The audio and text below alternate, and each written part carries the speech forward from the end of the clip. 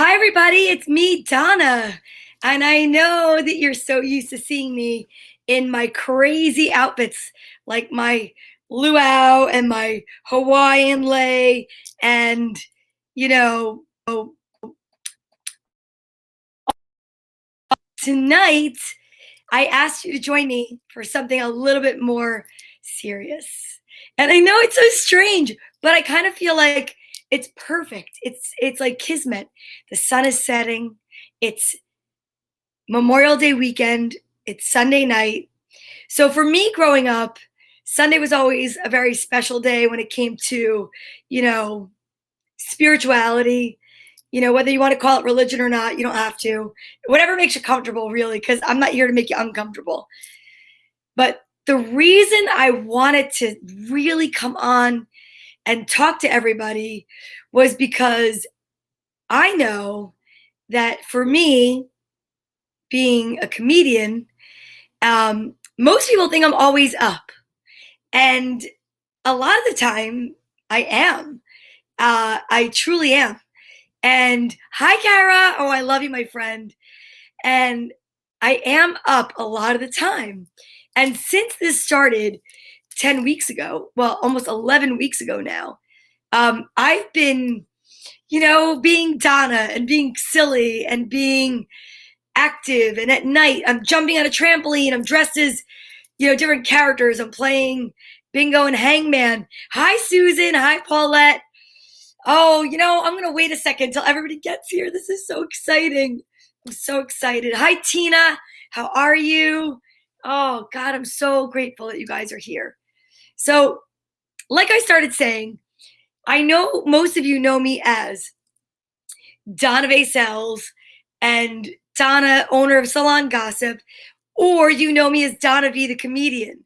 And now I've like totally taken on other roles, and I am now Donna of Camp Quarantine at night, 8:05, 8 o'clock, because my friend Sean was going on at 7, and in case he ran late, or, because we are like such good friends, I would never want it to be like competitive.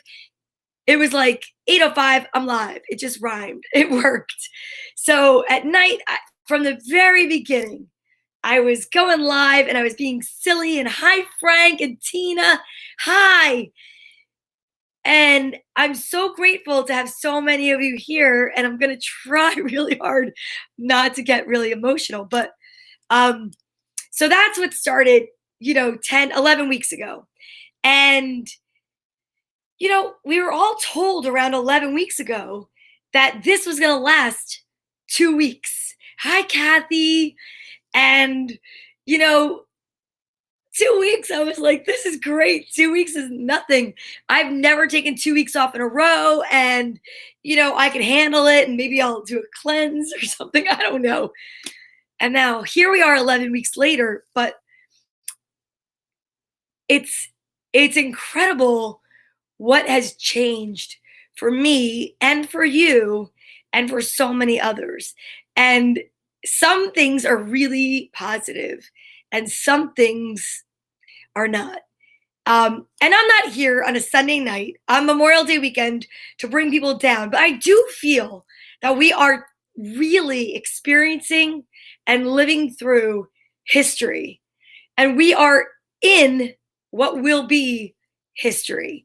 So, just as we from 1971 celebrate Memorial Day weekend to celebrate those that fought for our country tomorrow and have, fallen to really protect our freedom, tonight I thought would be a really good night to talk about those who never thought in a million years that they might lose their life because we didn't know that maybe we should, I don't know, change our freedom, um, manipulate our freedom. I don't really know.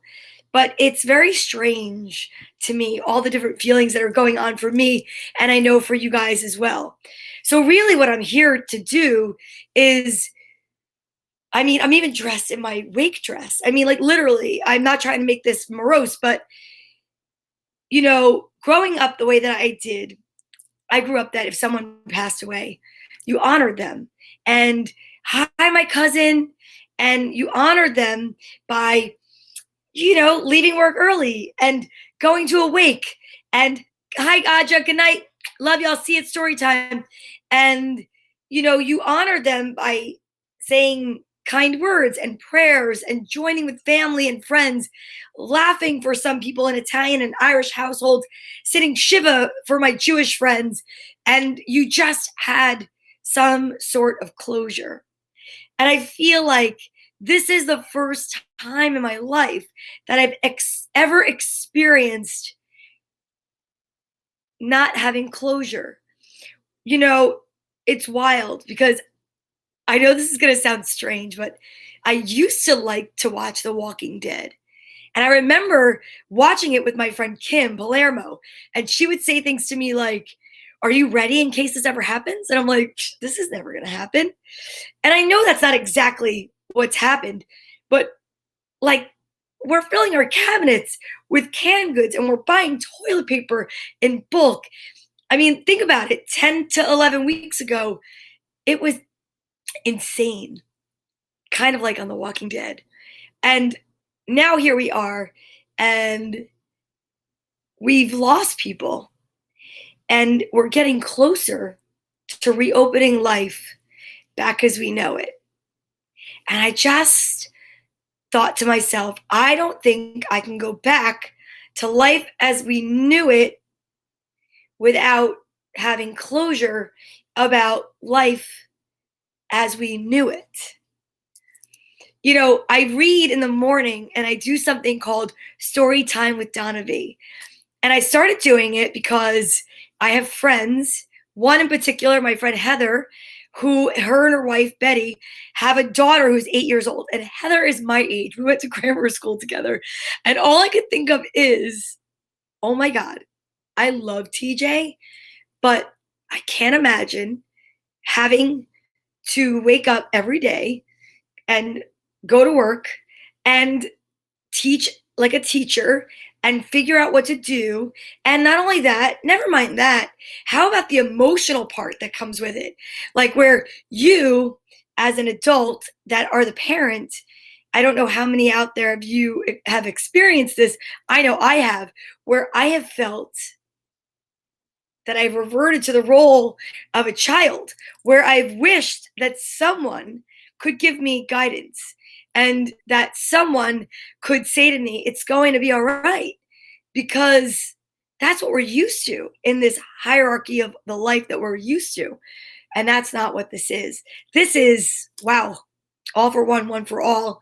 Figure it out, maybe group together, gather small groups, social distancing, but there's no one with this huge answer of what we should do. And it got me to thinking we really are all level and even, no matter where we came from, our socioeconomic background, our race, our creed, what you believe in, if you're an atheist or a Catholic, if you speak to angels or you don't believe in them, it's like we all are on this like level playing field for the first time ever that I've noticed. And it's quite humbling. And I don't find it as scary as I do humbling. And where do we go from here? So I developed this thing in the morning. And in the morning, I developed talking to kids and spiritually and figuratively and from my inner child, talking to these kids and projecting onto them what I know I wish I heard as a message. And I do it every day. And I've been doing it for, I think it's like 62 days now or something like that. I don't even know. It's from March 21st. So do the math. And this little guy right here is Bartholomew. And he is what I have now called my social distancing buddy. And the kids know him as my social distancing buddy. He's kind of famous to like the 5 people that watch me in the morning. And that's fine. But this idea came to me, and I feel like I want to express it to the adults, and then we can talk about those that we lost. But there are so many people that are currently quarantining home alone. And it's really baffling to me because I mean, I could talk to myself all day. I really could, and it's okay. But there are a lot of people that can't. And the thing is, hi Lisa, hi Maureen, hi mom. So the thing is that I started this little guy out of a book that I read called I Love You Just the Way You Are. And I started a social distancing buddy for my little kids. And I talked to, that was so Jersey. I talked to the adults and said, hey, listen, if you don't have a stuffed animal at home, find yourself a pillowcase with a Sharpie and draw a face on it. I mean, if it worked on that island and Wilson worked to get Tom Hanks through, I think a pillowcase with a smiley face can work for us.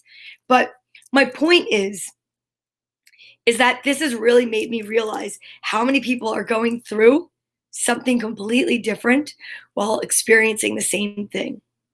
Whether it be how some people receive no funding, some people are living better than they ever have, some people are making more now than they were when they were working.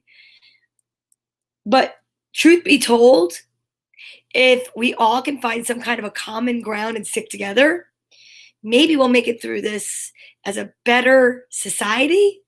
I hope. I hope. So get yourself a social distancing buddy. Mine is Bartholomew. The kids all know this. And, the best part about it is I could tell him when I'm upset. I could tell him when I'm happy. We can hug it out when we miss somebody. And, what's nice about it?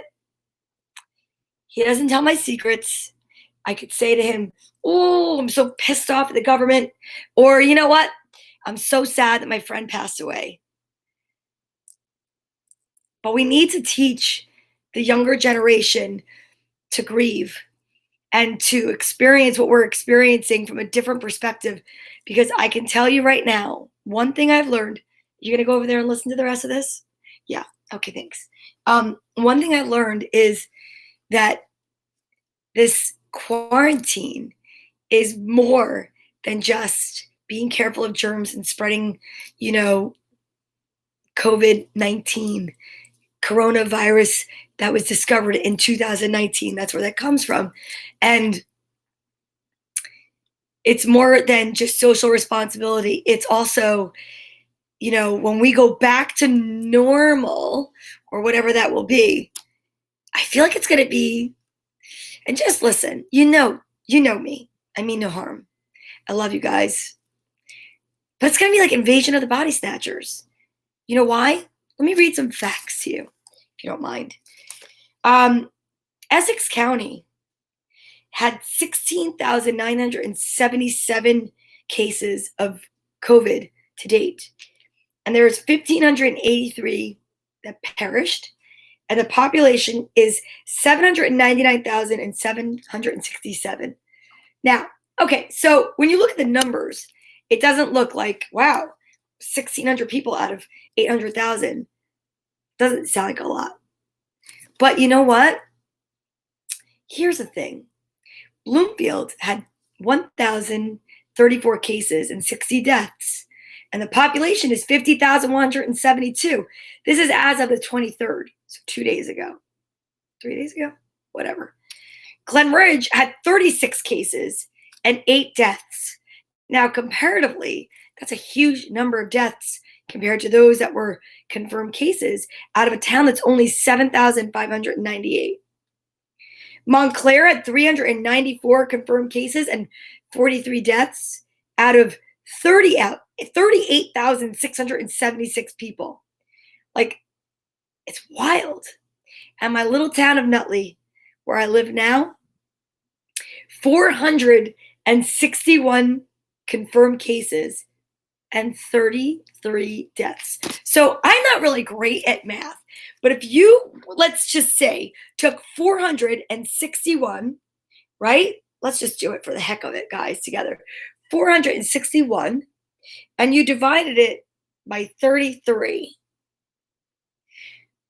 That's a lot of people. That's like 1 out of 13 people, or I don't even know, every 13 person, something like that, out of the ones that are confirmed. But there's 28,000 people in our town, 28,500. Now, why am I bringing all this up? Why am I like saying all this? Because in my salon alone, which I'm not allowed to open yet, I know I have at least, let's just say, 1,000 people. And I'm like kind of worried out of the number of deaths, those 1,583 between Bloomfield, Glenridge, Montclair, and Nutley, which is the bulk of my clients. Like, I'm nervous. I'm going to go back to work and I'm wondering where somebody is and they've passed. And I never got to go to their wake or their funeral. Now, when I was at work, it was bad enough because as a hairdresser, I'll tell you, we're booked so far in advance that when somebody really close to us passes away, it's really hard if I'm booked from 10 a.m. to 9 p.m. And wakes are now, like, it used to be 7 to 9, and now they're like 6 to 8 or something. I don't even know. It's really challenging to go pay your respects. And I grew up knowing that that's what I should do. You know, I was always inside like Zarro's funeral home with, you know, the Zarro family and Rocco and his Aunt Lena. That's what I knew. That's where my grandparents were. Or Brown's funeral home, where the first guy that I dated and loved, Mark Leray, was waked, and it broke my heart to pieces. And then later in life, I met Peter Brown at Grace Episcopal Church and his sons, and I ran the youth group there. And, you know, I was able to talk to Peter and say, oh my God. And he said, I remember that wake. It was really sad. And to have that camaraderie. Or Bill from Brookdale Tavern. You know, Bill from Brookdale Tavern, he was the owner, and his wife, Debbie, and their son, Mark. Well, her son, Mark, but their son, Mark. And their team of people. I mean, I did comedy there once a month on a Wednesday for 3 years. He was so good to me. It's so hard not to pay your respects for those that were so kind to you. So that's why I wanted to do this tonight. I asked so many of you to write in and send me some pictures, and a lot of you did. So I want to make mention of those that some of you took the time to send to me.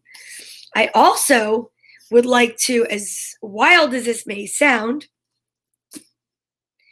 I'd like to post a link on here so that if anyone would like to join in and say something, they most definitely can. The easiest way to do it is you copy and paste it and you put it into your browser. It works best with the Safari, okay? But I wanted to mention a few people that I know I've received messages about. And I'm fine. I really am okay. I love you guys too, and I'm fine, and I appreciate the messages. I do. I'm fine. But it's like we're at a wake. And everyone at a wake has a moment. That's what we go to wakes for. That's what we grew up doing this for. I've never sat Shiva, but I have friends that have. And like I said, it's like, I think it's going to be strange if we don't honor those that we have lost and then we'll go back into society and just act like they were never there. So, Peter Brown lost his life on April 11th. He lost his life, oddly enough, on 411.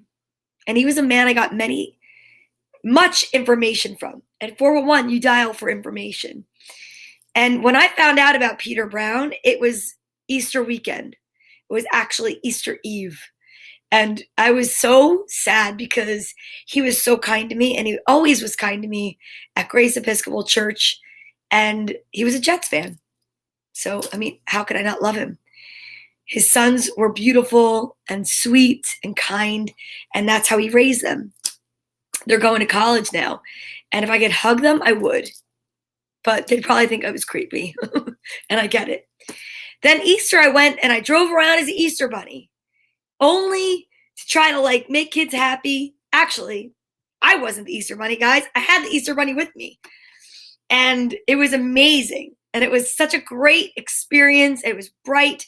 And I always played the Easter Bunny at Grace Episcopal Church. And the last picture I posted of me and Peter Brown was me as the Easter Bunny and Peter with me. Only to wake up the next day to get a message that Bill had lost his battle with COVID-19. And I was, when I tell you, beyond, because that was on April 13th. The last time I saw Bill was on March 13th, which is a Friday. And I left work because I went to go talk to him because I held comedy shows at his, at Brookdale Tavern. And I said to him, and I thank God I had this conversation, because this is Bill and Debbie. They are the best. Debbie's the best. So is Mark and the whole staff. I said to Bill, Bill, really? Do you really think I'm going to be here Wednesday for my mom's birthday show on the 18th? And he said, sure. He goes, if I'm here, you're here. And I said, okay. Are you sure? He said, absolutely. And I hugged him. We gave each other a hug. And I said, all right, I'll see you Wednesday. I'm going to go home and I'm going to order covers for my microphones. And I'm going to be here Wednesday, whether it's, he said to me, he goes, listen, you always bring a crowd. He goes, I don't care if it's just 10 people, just come for your mom. I said, okay. He said, okay, I'll be here on Wednesday, the 18th. And sure enough, as you all know, I went to work the next day on the 14th, which was a Saturday, and that was the last day we were open. And Bill did not continue to open, and then I was alerted that he was ill, and on that day, I received messages that he lost his battle. 1 month from that hug. And let me tell you, I would have never, ever imagined it that day at all. So now I have other friends that have sent me messages and sent me information about other people. For instance, in Nutley, Dr. Giuliano lost his battle. And I know that he was very well loved by those in Nutley. I never had the opportunity to meet him, but he was somebody that many people had mentioned to me when I was putting this together. They said, you got to mention Dr. Giuliano. He was pretty much a superhero in Nutley. And considering that I live here, you know, that was important. And I think it's really very fascinating that in Nutley, there were 461 cases and 33 deaths. And I know 2 of them, and I know it's not a lot, but 2 of them out of 33 is a lot. If I were to say to you, I got 2 out of 33 lottery numbers, you know what I mean? And it's pretty wild. So another person that I need to mention for a friend of mine, my friend Daria was very, very deeply saddened by the loss of Monsignor Richard. It's Father Richard, really, but Quastella is, I believe, how you say his name. And he also lost his battle to COVID-19 on April 9th of 2020. He was in the priesthood for 48 years. I'm 48 years old. So my entire life, he was a priest. I mean, that's incredible. But he was loved by so many people, and he was 1946 to 2020. My God, that is just not. My mother was born in 1947. I consider her young, and it would be devastating if I lost my mom right now. So the idea that Monsignor, and I don't know how to have better, you know, I'm not good at technology, so I want to show his picture this way for my friend Daria.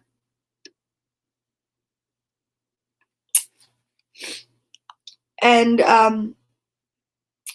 well, we also know one of our local heroes that lost his life, who, well, actually, oh, let me show you this picture. This is Bill and Debbie. Thank you very much for sending this to me, Kara. That's Bill and Debbie. We lost a great man. Bill of Brookdale Tavern was one of the kindest, generous, humble men I've ever known, she said. When I heard this yesterday, I got a lump in my throat and my heart skipped a beat. Today, seeing this photo, my eyes are filled with tears and I am crying. My deepest condolences to his wife, family, friends, and staff at Brookdale Tavern. He will be missed immensely. And we all share in that. If someone shared something, I'm going to read it. And you know what, guys? Yeah.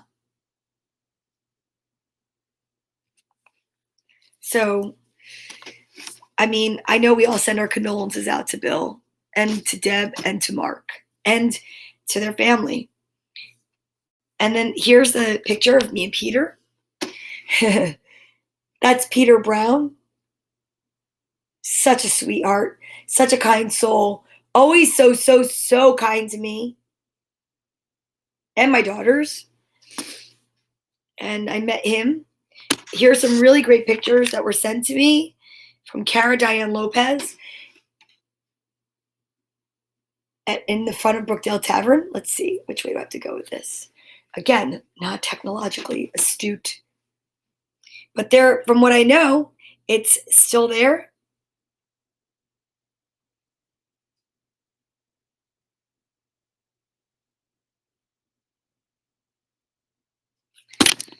You know, these are the things that we take for granted, that if you were to go to a funeral home, you would see like the big board with people's pictures up, and you know, and we all wonder how is it possible that, you know, people do that?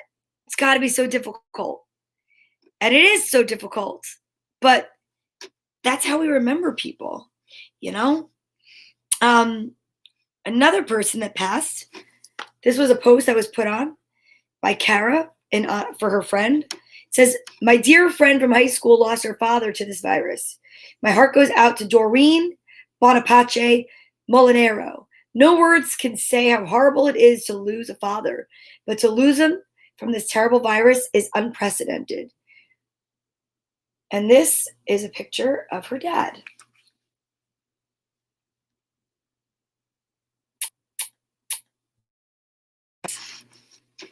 And there he is. Our condolences. You know, that's something else I wanted to bring up. There are so many you know, people and families that are unable to go see their loved ones because of all of the restrictions because of COVID-19. My cousin is an interpreter for the deaf. She's a sign language interpreter. I always say it the wrong way. And she's in the city. And, you know, to me, she's a hero. She's a frontline person. And there's so many doctors and nurses and people that are out there every day risking their lives to keep ours safe. And it's incredible. And what a beautiful sunset we're having today. And I feel like it's just the spirits just know. I really do believe that. But there's so many people, like for instance, my friend Jody Vichelle was unable to see her dad, and he was in a nursing home, you know, a assisted living nursing home, and he was ill, and he was incredible. When I saw, you know, what was posted about him and the fact that he sang like, I mean, he sounded like a crooner from the 50s. It was incredible. And, you know, Jody Vichelle, I've spoken to her, I've messaged with her, and all she's looking for is, yeah, exactly, closure and hugging her dad goodbye, just like your friend. And it's just heartbreaking to me. You know, it's heartbreaking. And then of course, who other than this amazing, amazing police officer from Glen Ridge, right? Everyone has Rob Strong up all over Bloomfield and Glenridge and Nutley coming together for this officer who lost his life and ended his tour because of COVID-19. Leaves behind a family. And I mean, again, I can't even imagine. I can't imagine. Looking at the New York Times for Sunday, May 24th, I'm sorry. And this is the front page. 100, U.S. deaths near 100,000 in incalculable loss. That's the front page of the New York Times. You know, it's wild because so many people argue about, is it real or is it not? You know, I was thinking about that a lot today, and I thought to myself, it depends on what you believe in. If you have not been affected by this, I guess maybe you could really let yourself believe it's the Loch Ness Monster. But if you're like me, and you've been more affected by Santa Claus, by seeing the magic in your children's eyes, then you understand that this is very real. I know you're probably like, what the hell are you talking about, Donna? It's about belief. I feel like in the very beginning, when this happened 10 weeks ago, in my salon, I mean, people were like, oh, this isn't real, this isn't that, because they couldn't see it until it came so close, like smack up close, that you're like, you have to believe it. You have to believe it. And now we're back there. You know, everything's open, or everything's lightened up, and people are going back out. And there are people literally gambling, saying, ooh, let's see what happens. Let's see if it's real, if the number goes up or not. If it has affected you, then I can tell you by all means, this is very real. If you could not go pay your respects at a wake or a funeral, this is very real. If you can't go to work for 11 weeks, and my main concern is health of others and my family, and not going back to earn the money, it's very real. I need to help out Jody Michelle. Jody, it's on my live. I'm going to get her on because, all right, let me just see. I'm going to do this for her. I'm really, really looking forward to helping her out. If you don't mind, my patience and your patience count on this. All right, Jody, here's what you're going to do. You're going to copy and paste, okay? You're going to click the link, and if you can't get on, you're going to copy and paste it into your, what's that called? Internet Explorer. I have lip liner, a little bit rogue on this side. All right. Yeah, Dolores, that's right. Dolores Dockery. She was a wonderful person and advocate, and she is and was very real. And I saw that, Kathy. So one of the things I was really excited to do, you know what's funny, which is not funny? 6 days from now, I had planned to do a fundraiser along with Brick's Restaurant in Belleville. And I was going to try to do my best to help the Hyacinth Foundation celebrate their anniversary. And I was so excited. I had booked an incredible headliner, and I was ready to go. And I was so excited. And then my friend Kathy O'Brien, who I love, she and I I mean, I've been doing her hair for so many years now, and she is one of the kindest people I know, and her daughter Sarah, and you know, Kathy, if you could, I'm going to look it up right now, but I'd like to honor your friend, Kathy O'Brien. Let's see. Dolores Dockery lost her life to COVID-19.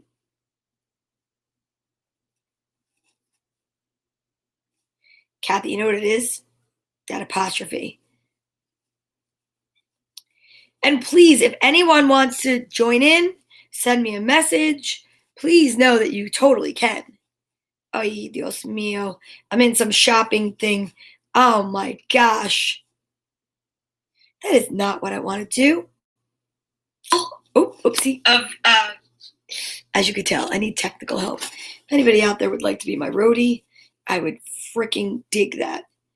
Because we're going to go on the road. Oh, and then I want to mention this also. I'm sorry. Kathy, if you could send that to me, that'd be amazing. Because this is something else, someone else I need to mention. Cara Diane Lopez sent me another message. It's from her friend Prinda. Yesterday evening, my cousin Anik Danuin passed away in a Manhattan hospital from complications due to COVID-19. To call him my first cousin doesn't do our relationship justice. We are part of a group of 7 first-generation American kids, raised more as siblings rather than cousins. He was my brother. I wanted to honor Nick by sharing his COVID-19 story as a way to spread the word and help save lives.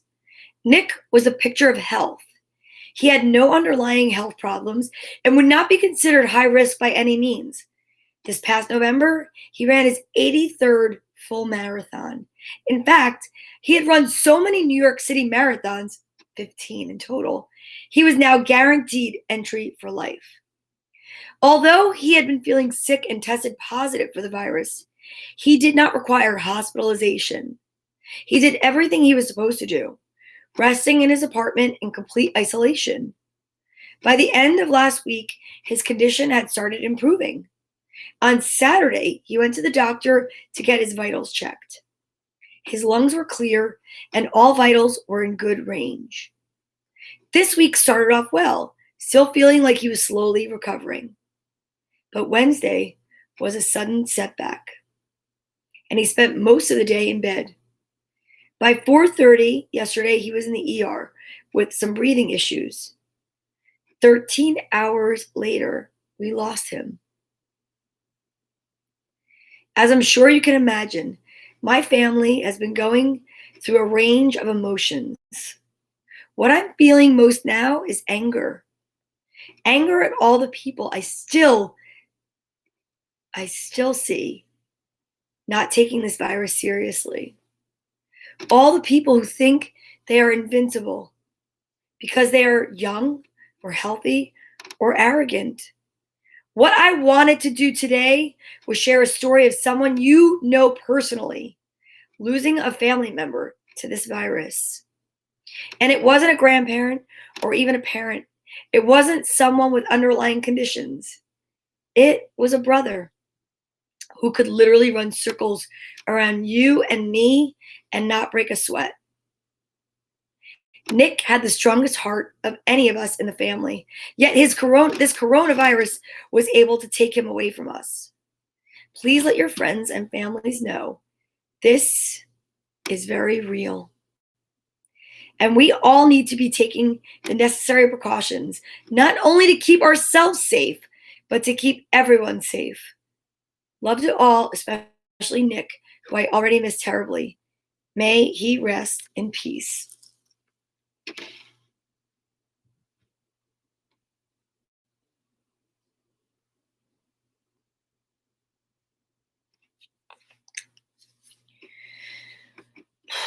Rest in peace. I mean, I can't even imagine. Okay, now, I know that there are more, and I would love to read them. And I have another one. Okay, here we go. On Friday, April 3rd, 2020, Jose Fernandez was abruptly taken from this world due to COVID-19. With no underlying health issues, no one could have ever imagined he would not return home after driving himself to the hospital. Driving himself to the hospital. Jose was a devoted husband to Alba and loving father to his two children, Daniel and Camilla. A VP for IT Services Management Reading Hospital, he took great pride in his Verona home and loved his neighborhood for the past 7 years. Everyone that knew Jose commented on his genuine kindness to everyone he met, and that he was always met with a smile on his face.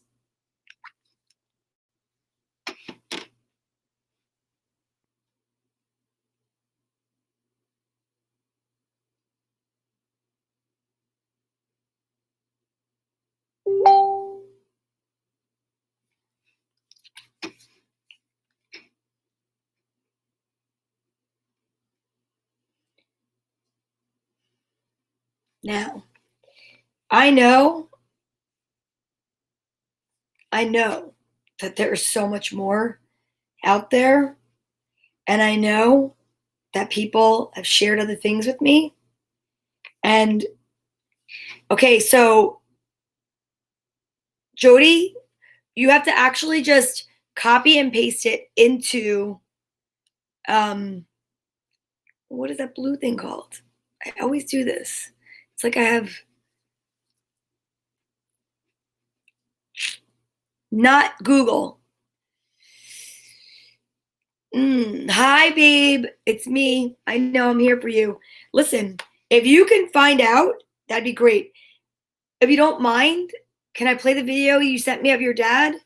I mean, I'd like to be able to actually talk about your dad, but it's the browser, but it's Internet Explorer. If you just copy and paste that link into Internet Explorer, yes, I'd love you to come on and talk about your dad.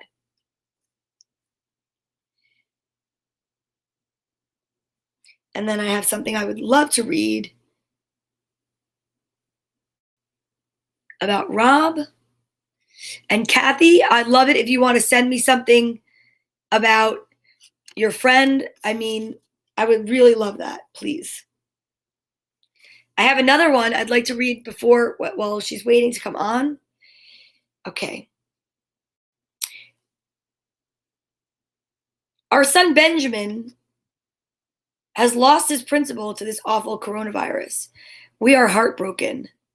Jim Brown, a devoted family man and pillar of the Colonia community, who is the principal of Grover Cleveland Middle School in Caldwell, has died of complications from the coronavirus.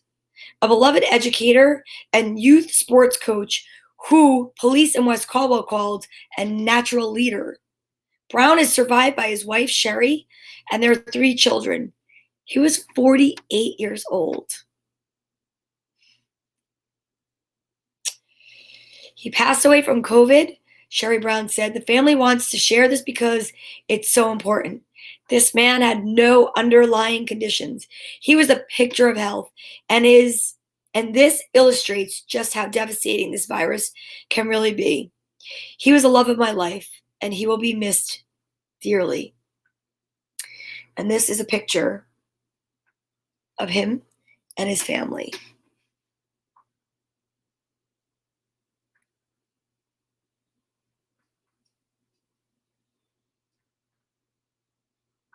And I also want to say, I believe he was a veteran. And yes, in excellent shape.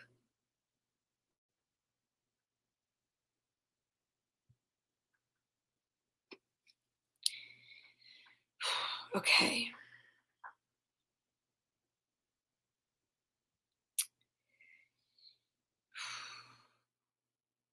All right. Now,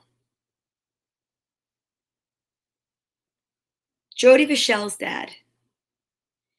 Jody's father, I never had the pleasure of meeting, but I will tell you this.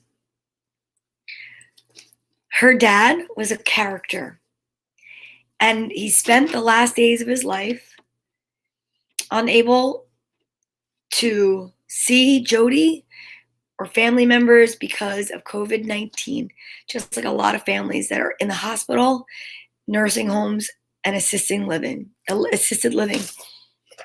Also, just remember there are people that are home that were diagnosed with COVID-19 that family couldn't go near because of fear of infecting someone else. I would like to share this video for Jody, if you don't mind. This is her dad. Jody, what is your dad's name? Can you please share that with me? Because that I don't know. And then I'd like to offer my deepest and most sincere condolences to your dad, to you, to everyone out there that lost someone. But this is such an incredible and beautiful video. And I know there's another video that my mom posted for me. And I want to share that as well if I can. I need to just find it. And I understand that you can't come on. I completely understand that. I respect that. But that's right. His name was Marcel and they called him Mutzi. That's right. And look at this guy. Okay, are you guys ready? Here's Mutzi. Okay. And now the end is near. And so I the final curtain. My friend, I'll say it clear. I'll state my case, of which I'm certain. I lived a life that's full. I traveled each and every highway. But more, much more than this, I did it my way. Regrets, I had a few, but then again, too few to mention. I did what I had to do, and saw it through without exception. I planned each charted course, each careful step along the byway, and more, much more than this, I did it my way.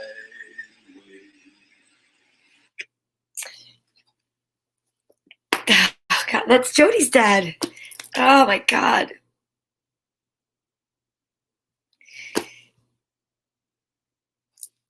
But that's what it's about, right? Because if I could pay my respects to your dad, I would. And I know that he was a great singer. What a voice. And I mean, let me see this. Here we go. This is Officer Rob's parents. Apparently, my friend Susan is friends with them. I'm waiting for a signal. I mean, it's modern technology. I'm sorry. But Jody, that's beautiful. But I will tell you, oh God.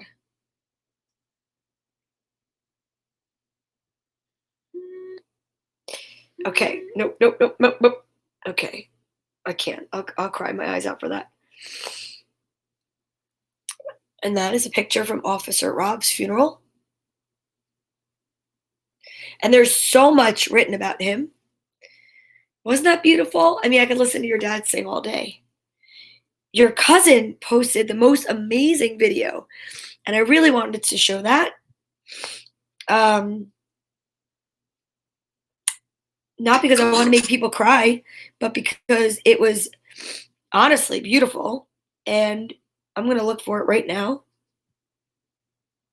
Because Jody and I were messaging the other day, and she was telling me the story about how she couldn't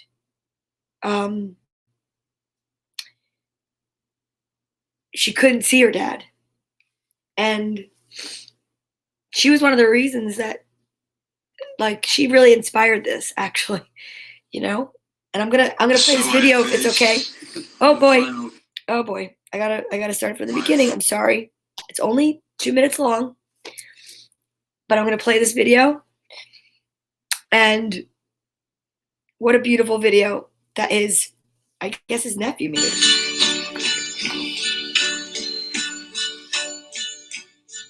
And now the end is near, and so I face the final curtain.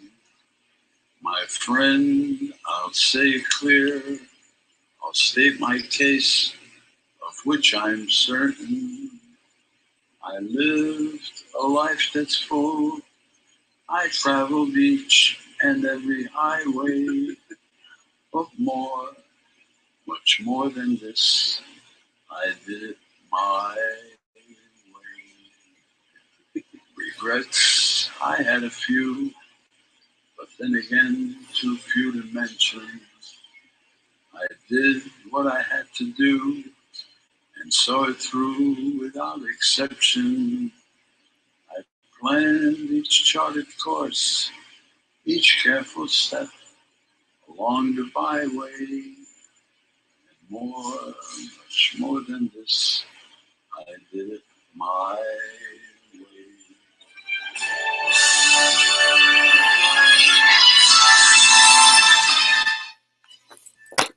Okay. All I want to say is that honestly, if we could all just, yeah, that's Jody's dad. I've said it before and I'll say it again. You know, I was really lucky at my birthday this year. My fellow comedians made me a beautiful video. And I had a rough day that day because my friend Cindy had had a heart attack and been in a car accident, and I had to go, and the show must go on. I feel like that's just been the underlying theme of my life is the show must go on, right? And not just my life, a lot of people's lives. But we should really start to honor those that we love while they're here and not wait until they're gone by COVID or any other means. Honestly, the only reason I did this tonight was because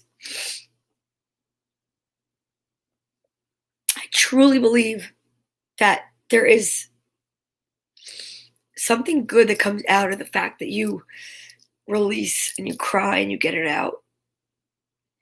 And I just couldn't imagine what people are going through. Like Jody, like Officer Rob's kids and family. I don't even know them, but they're, you know, I have my business in Bloomfield. It's like my extended family is Glen Ridge. And I truly do believe that it's really nice to honor people while they're alive. So the next time somebody does something nice and you think that it's sweet, say so. If they do something kind and you feel it, don't feel funny to give someone a compliment. Say thank you. Because you never know. You never know. I know, Jody, it's got to be gut wrenching to not have closure because it feels like a dream to not know. And that's exactly why I'm doing this. So I hope it helped. I was raised Catholic, Christian Catholic, and I taught youth group, believe it or not. Like this chick with a pink mohawk at the one point taught youth group. And you know what this made me think of, believe it or not? The Beatitudes. And it's so wild because it's Matthew 5:3-12. And I'm like, we're in May. And I'm like, maybe that's the 5. I don't know. I'm also like a person that's like a space age guru-y weirdo. I have no idea. Not really. I believe in manifesting and all that stuff and teddy bears. So, But if you don't mind, along with the prayer of St. Francis, which is one of my favorites, which is make me a channel of your peace. Where there's hatred, let me be love. Where there's injury, let me be pardon. Where there's doubt, let me be faith. Despair, hope. Darkness, light. Sadness, joy. And I know some people are like, that's some heavy duty stuff, Donna. And I'm like, you know what? So is dying alone. And so is, not being able to go. That's okay. That's okay. Listen, please send it to me. I'll put it on that page. And Kathy, I know. What is her name, Kathy? Send me her name. I'll read this. Send me her name. I'm going to read something about your friend. I saw something. Actually, I know it was under your page. Don't feel bad at all. Like, this is like, who am I? I'm just me being a mess. I would love to. Your friend lost her 33-year-old daughter, Morgan. Well, we're going to include her in our thoughts and prayers and power and energy and love and whatever you believe in. God, Kathy, you look great in your profile picture. I have the worst service. I'm in my house and I can't get beyond that. Like, what does that even mean? So I don't really quite get that. But Kathy, I know.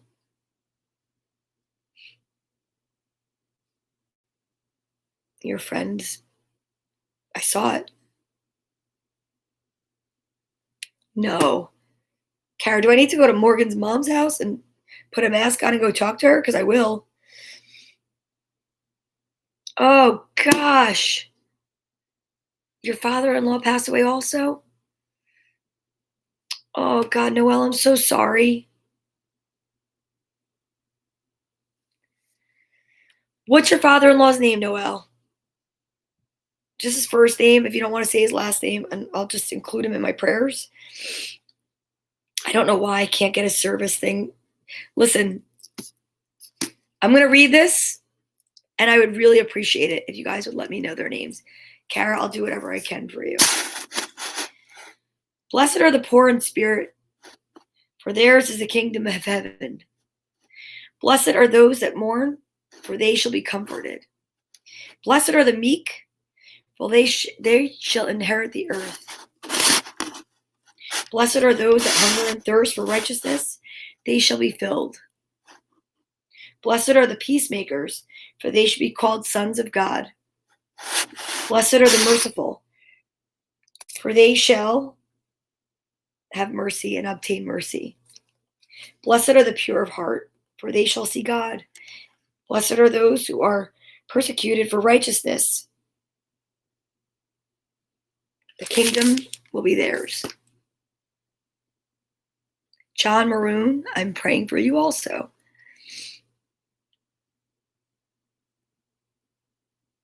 I'm so sorry for your loss. Kathy, I'm trying so hard to get to your friend. All right, as much as And I know I'm going to find it because I'm almost there. I know I saw it.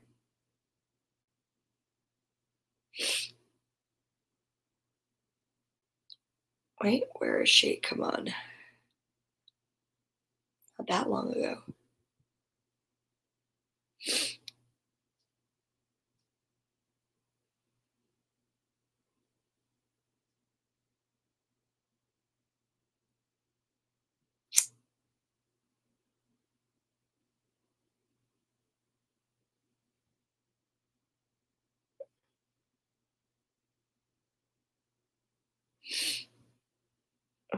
I'm looking.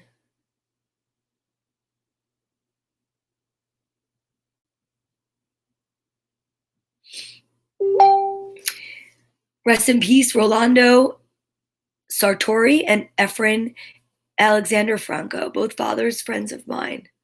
Rest in peace. I think she just sent it to me. She did.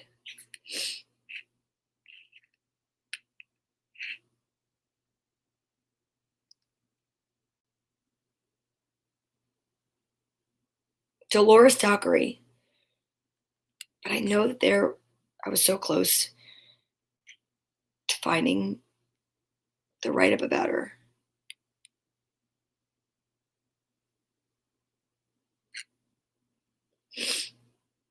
If anyone has anyone else that they want to mention or talk about, please do.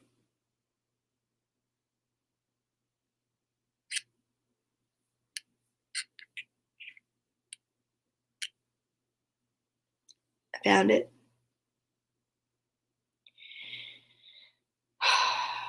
Dolores Dockery, God smiled and took Dolores home on June 30th. Nope.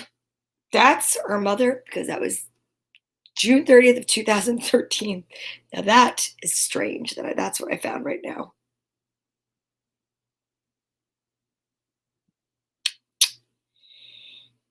Sorry about that.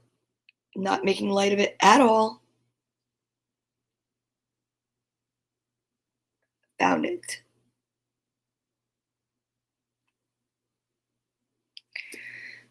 This is Dolores.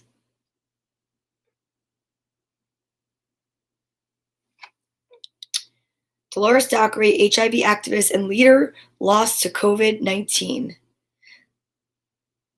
Dolores Dockery, a champion and mentor for women living with HIV, died April 27, 2020, due to complications of COVID-19, the disease caused by the new coronavirus. The news was announced by the Hyacinth Foundation, the New Jersey organization where she worked as a director of clinical services. Our hearts are broken as we share the news of the passing of one of Hyacinth's and our community's most cherished individuals, Dolores Dockery. Dolores passed away from this afternoon due to complications to COVID-19. Wow. Wow.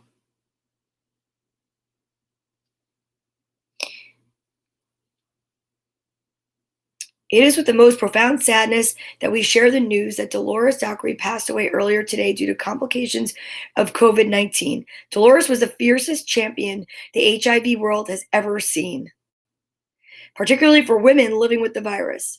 She has mentored so many young women over the years, teaching and nurturing them as they grew and developed their skills. Dolores was known nationally and even internationally for her work. She once shared, I know people down south and in Africa know my work. I guess it's time that New Jersey does too. Dolores has been a part of the Hyacinth family for 15 years. Most recently, she worked tirelessly to help us grow the Hyacinth Health and Wellness Clinic in Newark. It was the first time that she worked directly with clients, and she loved and took much pride in everything that the clinic has accomplished. Dolores helped to create Leadership Hyacinth and trained many advocates to find their voice and to fight for others in need. We all are fortunate to have had Dolores in our lives. Her smile, her warmth, and her heart will be missed by us all. Our deepest condolences go to her son Philip and her extended family.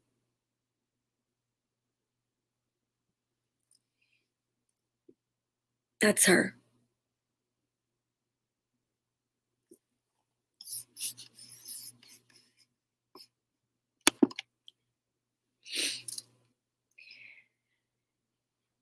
I think it would be really nice if we could just take a moment of silence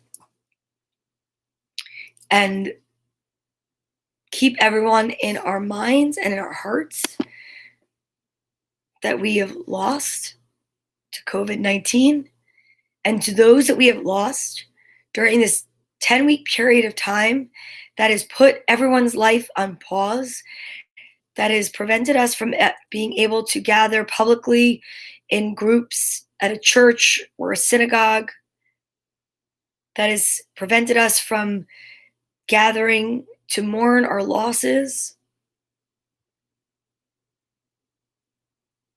In a time in America where to prevent death and illness, where we can't hug those that we love because we haven't been with them for 14 days in a row, is mind-blowing. So if you don't mind, let's just finish in silence.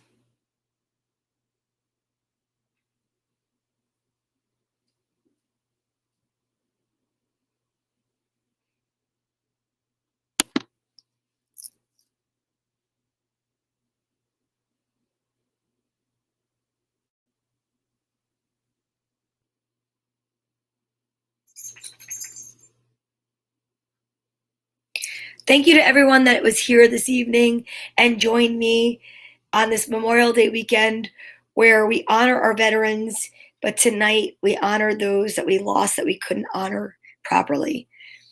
I hope that it helped gain some closure, and for nothing else, I hope that it just helped people come together as a community and to realize that we actually are together, even when we are so separated.